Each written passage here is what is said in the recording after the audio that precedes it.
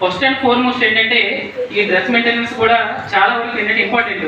మీరు కూడా అంటే ఫ్యూచర్లో ఎప్పుడైనా అఫ్కోర్స్ మీరు బయట ఫంక్షన్ కాబట్టి వెళ్ళేటప్పుడు వేసుకుంటారు, తప్పులేదు, దాంట్లో ఏం ప్రాబ్లం ఉండదు. కానీ మీరు ఒక పవిత్రమైన ఇప్పుడు స్కూల్ అయితే స్కూల్ కానీ ఒక కాలేజ్కి వెళ్ళేటప్పుడు ఏంటంటే మంచి డ్రెస్ మెయింటైన్ చేయాలి.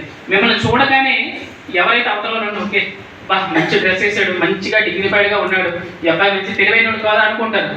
అలా అనుకునేటట్టు మీరు వాళ్ళు మన యొక్క డ్రెస్ మెయింటెనెన్స్ అనేది చేసేయాలి. నేను ఎక్స్పెక్ట్ చేసేటువంటి సమాధానం చెప్పాను నిజంగా. అంటే హెయిర్ క్రాఫ్ నుంచి టోటల్గా మన బాడీ లాంగ్వేజ్ వరకు కూడా యూనిఫామ్ వేసుకునే, అంటే యూనిఫామ్ కాకపోతే నార్మల్ డ్రెస్ అయినా చక్కగా ఒబిడియంట్గా ఉంటే చూసే టీచర్స్కి ఒక గుడ్ ఇంప్రెషన్ రావాలి. సో అలాగా మరి ఒక సాధారణ కుటుంబంలో జన్మించి ఈ రోజుకి ఒక డిఎస్పీగా మనందరికీ ఒక స్ఫూర్తిగా నిల్చున్నారు సార్. నిజంగా హార్ట్ఫుల్ కంగ్రాచులేషన్ సార్. సో మీలో కూడా మరింత మంచి ఉన్నత స్థాయిలో వచ్చి ఈరోజు మాకు రేపొద్దున మీ తమ్ముళ్ళకి వాళ్ళకి మీరు ఒక ఇన్స్పిరేషన్గా ఉండి మేము ఇలా చెప్పుకుంటే మాకు ఆనందం ఉండదు. సార్ ఒక మాట అన్నారు, మా పిల్లలకి వచ్చినా సరే అంత ఆనందపడమేమో కానీ మా దగ్గర చదువుకునే విద్యార్థులు ఉన్నత స్థాయిలో ఎదిగారంటే మేము చాలా గర్విస్తాం అన్నమాట. టీచర్ కోరుకున్నది అదే. ఎక్కడో ఎంతో సంపాదన ఏముండదు, మీరే మా సంపాదన. మీ అందరూ కూడా కాబట్టి అటువంటి కష్టాలన్నింటినీ ఎదుర్కొని ఈరోజు ఒక స్థాయిలో మరి ఉన్నారంటే ప్రతి ఒక్కరు మనం కూడా ఏంటంటే మొన్న మన సిచ్యువేషన్ తీసుకున్నట్లయితే 10th క్లాస్ ఫేర్వెల్ డే రోజు ఒక పేరెంట్ టైంకి సెల్ ఫోన్ తేలే కలిసి మనం ఏం చేసాం అక్కడ తండ్రి మీద తిరగబడ్డాం.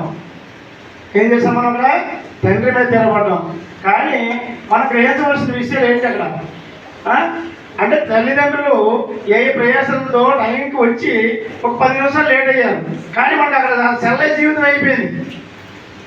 కొన్ని గమనించాలి. సార్ ఒక పాయింట్ అన్నారు, అంటే నిస్సంకోచంగా అనేటువంటి ఒక పాయింట్ ఏంటన్నారు తెలుసా, నేను కోవిడ్ టైంలో కూడా చాలా మా ఇంటి దగ్గర నేను ఖాళీగా ఉన్నప్పటికీ గొర్రె పిల్లలు ఇప్పుకొని, అంటే ఎవరు కూడా రైతు వర్గ కుటుంబంలో ఉండేటప్పుడు కొన్ని గొర్రెలు ఆవులు కొన్ని ఎవరు స్వతంగా వాళ్ళు కొన్ని పనులు కూడా ఉన్నాయి. ఆ సందర్భంలో కూడా ఏమన్నారు, సెల్ ఫోన్ చూసి ఏం చేశారు, కొన్ని మోటివేషన్ కొనేటువంటి ఎవరైతే ఏదైతే మనకి అవసరం అనుకుంటే అవుట్పుట్ ఏదైతే అజిత్ వహించినటువంటి ప్రిన్సిపల్ సార్ గారికి, అలాగే ఈ కార్యక్రమానికి ముఖ్య అతిథిగా విచ్చేసినటువంటి మన డిఎస్పీ సార్ గారికి నా యొక్క నమస్కారం.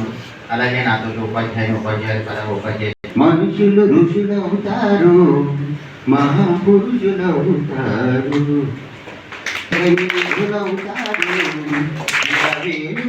అవుతారు, శాస్త్రాలు అర్థమైందా?